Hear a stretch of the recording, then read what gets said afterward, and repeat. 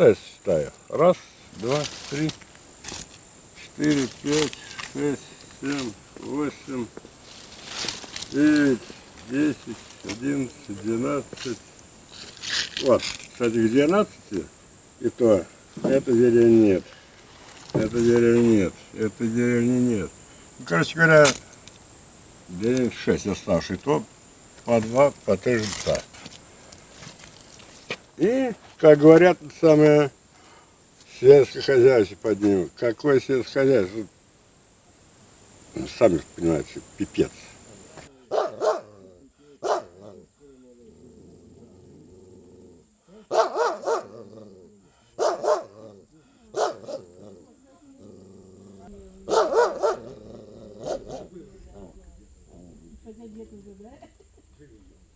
У нас была большая деревня эта, а теперь не стало ей, этой деревни. 10 человек осталось коренных жителей. А была большущая деревня, было тут много людей. Раньше держали коров, было 43 коровы или 103.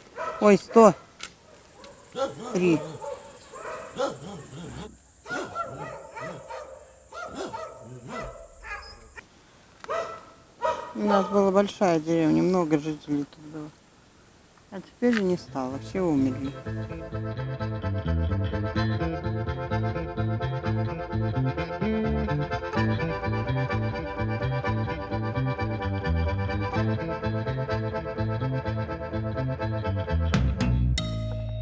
Раньше. 1768 год. Постройка. Генерал Аншеф Бороздин. Здесь народу было это самое. Кирпичи передавали. В Опочке был кирпичный завод. Кирпичи руками передавали. 40 километров. Ну вот цепочка стояла и передавали друг другу. Может, 5 лет строили. Бороздины. О, даже ошибку то сделали. Бороздины. Бороздины они.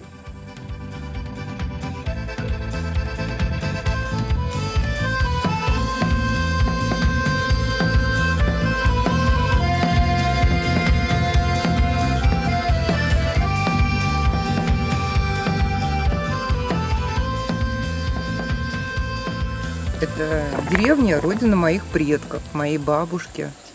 В этой церкви она венчалась. Здесь крестили моего папу и дядю, который был сельским учителем здесь. Бабушка хорошо знала последних из Бороздиных. Она долго общалась с барышнями. Кстати, этот генерал Аншеф, понятно, он побогаче был, а в Столбушине его брат, Бороздин тоже, но тот поручик был. Вот. И вот их царица тогда этим наделами одарила, вот они и строили. Там у него церковь поменьше, победнее, что она была это час сделана, она была наполовину деревянная. Даже горела, это, молния попала, горела, там тогда тушили, народ-то много было. Приезжал как-то праправнук сюда, все осматривал, хотел купить. Но таких предложений, наверное, не было.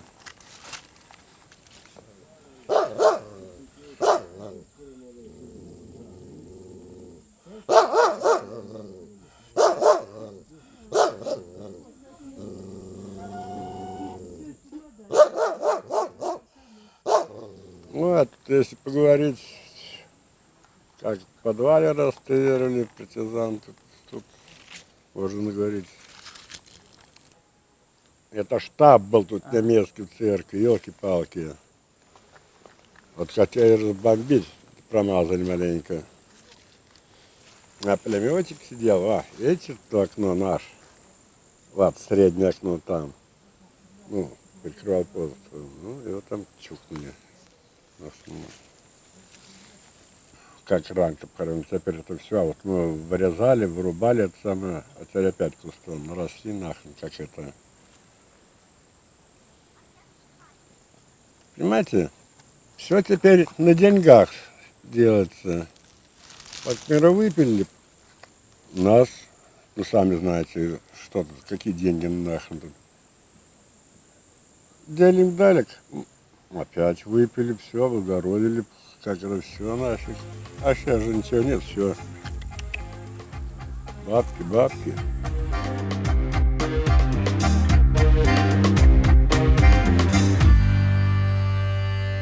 О, а 1965 лет строили, ну.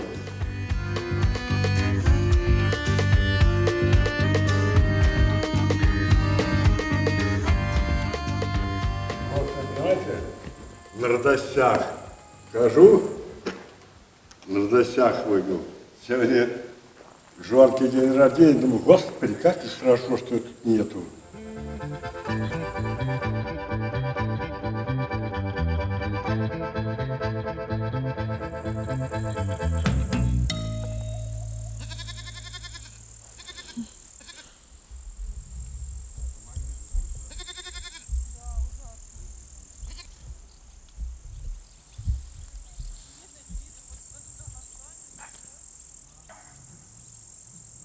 Я, как говорится, в Бога не верю.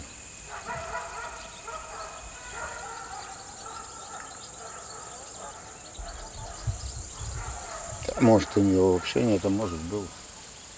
Но мне он ничем не помогает.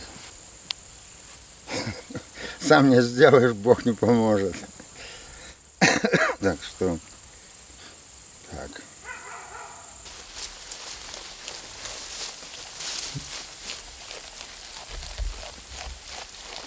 В школу ходил в эту школу. Еще на села было. Здесь вот клуб был раньше. И потом ПТУ Новоржев кончил. В колхозе поработал, потом в армию ушел. С армии пришел, опять сюда вернулся. Ну, так вот. Раньше здесь было все нормально. Ферма была и все было. А потом так все, помаленьку. Как сейчас у нас все растаскивают. Так что.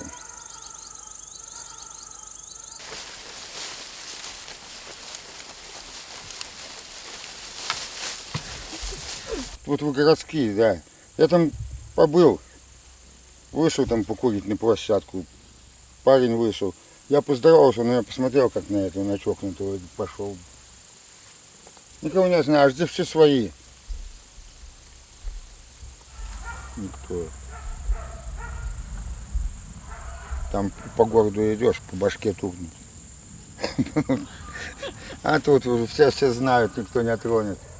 Он, как говорится, выпил, до дома доволоку, не бросят. Потому что все знают тебя.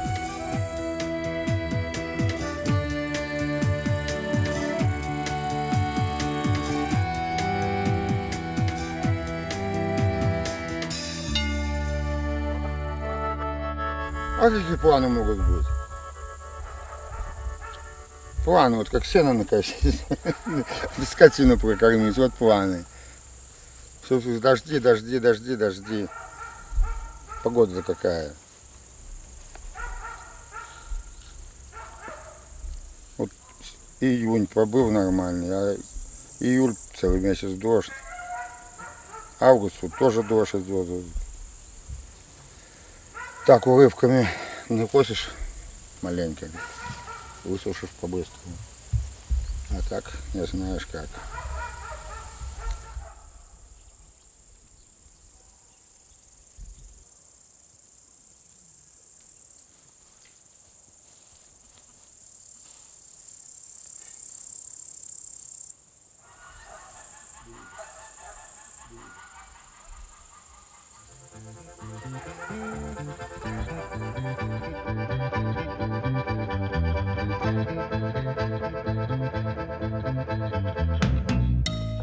Связь, мобильники дурная.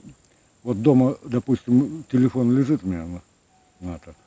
Вызов пройдет, не поговоришь. Ходишь по деревне, ищешь сигнал. СМС-ка придет строго, там, поиграйте в игру там в какую-то. Там.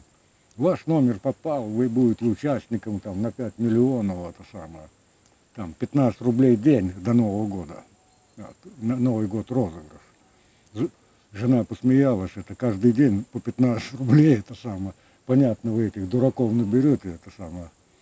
Вот. Там можно кому-то подкинуть, что вот, кто-то выиграл. Халтуры здесь, вот сарай поставили в магазине, дровяник. 20 тысяч. Так что так.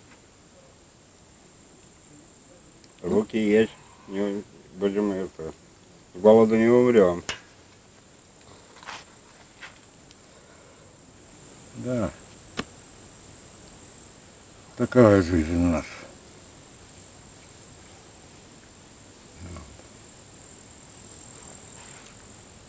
Так, понемножку.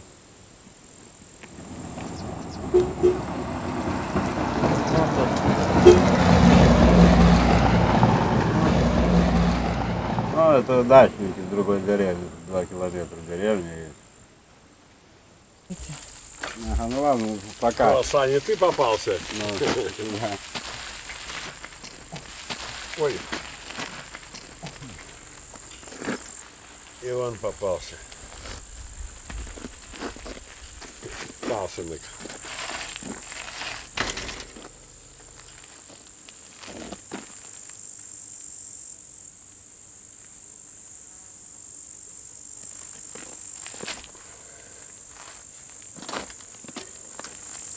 Вот.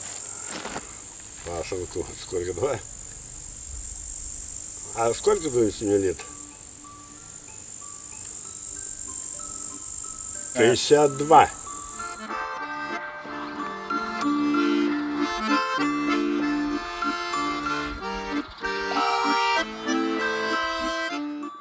Когда я ходил в школу, 60-е, 70-е годы, были целые вот эти рамы стоят.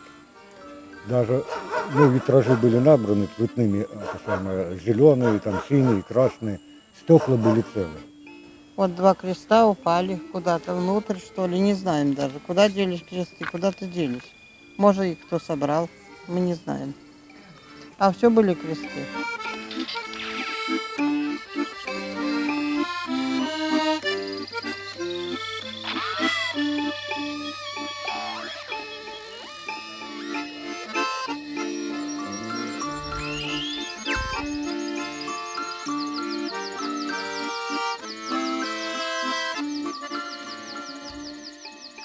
А это дачники, вот они все с Питера, вот эти приехавшие люди.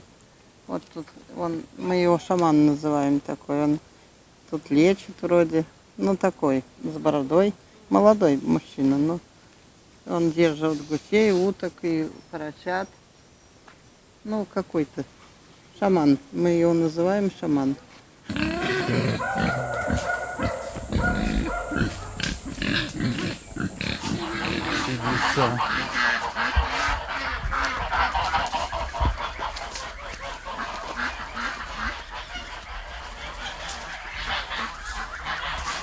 Бать, открой, я их загоню, бать.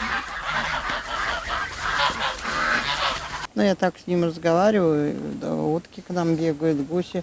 Тут у нас собака, они другой раз и под собаку попадут. Я к нему схожу, скажу: Олег, у меня гуси твои пришли, забирай. Он приходит и забирает.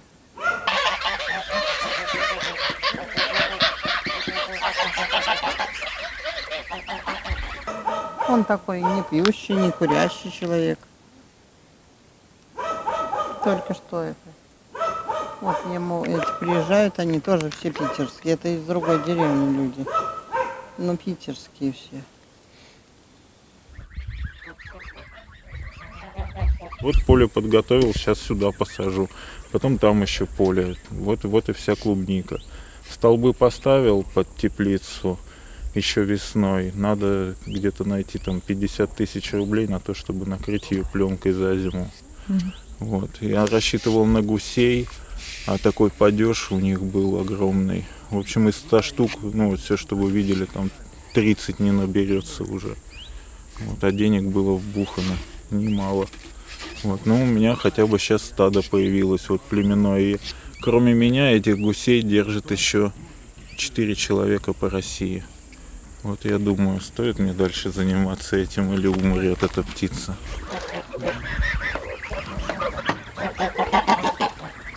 Меня привез сосед сюда просто отдохнуть. И мы после бани вышли, я сел в снег, вот так вот, февраль месяц был, сел в снег, кум королю, такой сижу и думаю, блин, как хотелось бы здесь остаться. И на следующий год, летом, мне позвонил человек, говорит, вы ищете дом где-то? Я говорю, да. Он говорит, так вот, покупайте. И я купил дом, не заходя в него, не видя ничего, Как что я там прям в нем. И я купил его, и все, остался, приехал здесь, и документы нашлись, все нашлось. Как-то боги помогают.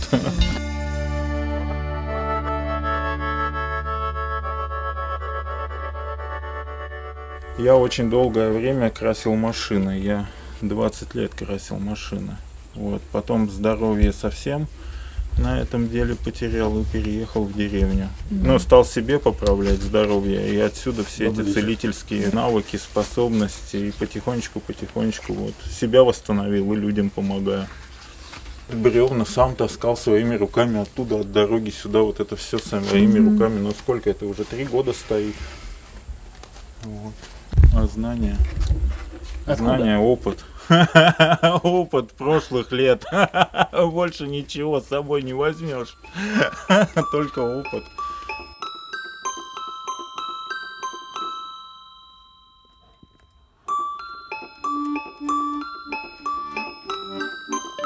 Могли бы помогать, хотя бы субсидировать то, что уже вложено, да.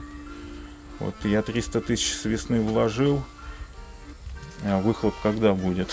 Так бы я пришел бы в государство и сказал бы, государство, вот 300 вложено, я не буду бросать это дело, помогите, еще дайте там 300. Я тебя освоил, еще. Таким людям должны помогать, я думаю, просто вот должны. Голова наша волосы вообще сюда не показывается. Мы видели, как она выбрана раза 2, наверное. Вот это наша, это центральная усадьба была. Она заброшена нахрен. Вот, жадрица. Все, а здесь даже главу волости мы не знаем, когда она приезжает. Как это, я не знаю, как называется, волосы там волосных, хрен, короче говоря. Раньше председатель совета, теперь. В понедельник почта приходит. Вот. Через 2 недели, это каждую пятницу, ну раз в 2 недели, медичка приезжает из адреса, обходит здесь этих бабушек. Вот. Пока еще немножко так это, цивилизация. Выборы скоро, 8 сентября.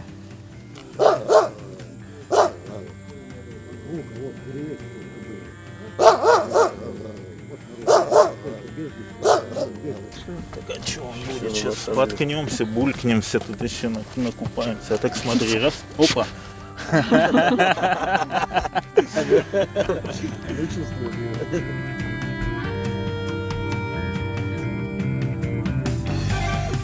А если ты меняешь на Ра, свет Бога чующий, рабочующий человек, да, соответственно, у тебя меняется все. Ты тогда уже свет Бога чувствуешь, когда идешь на работу. А если ты его не чувствуешь, нахрен ты туда идешь?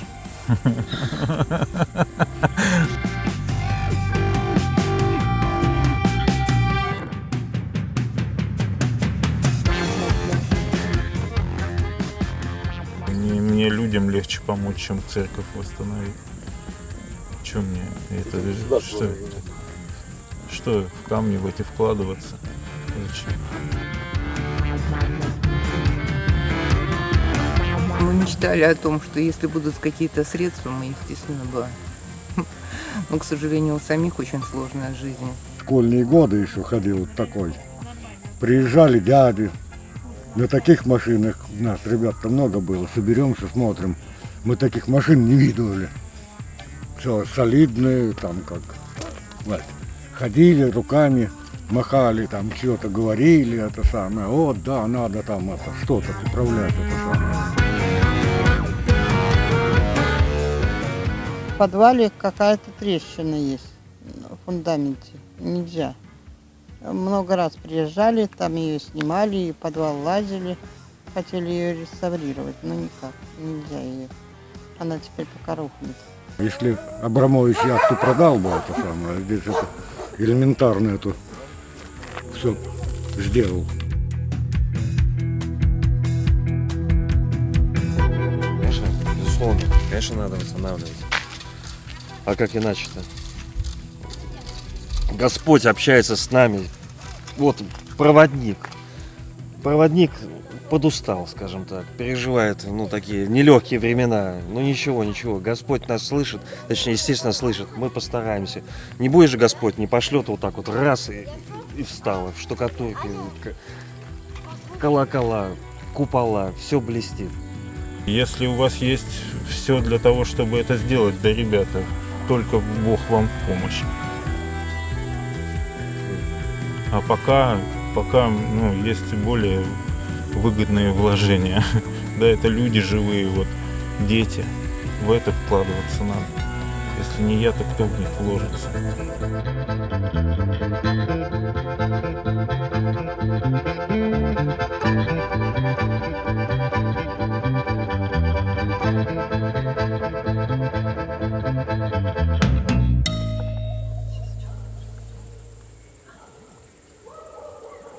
Ты говорил, что тебе нужно 3 литра молока, да? Да, А у тебя банка есть?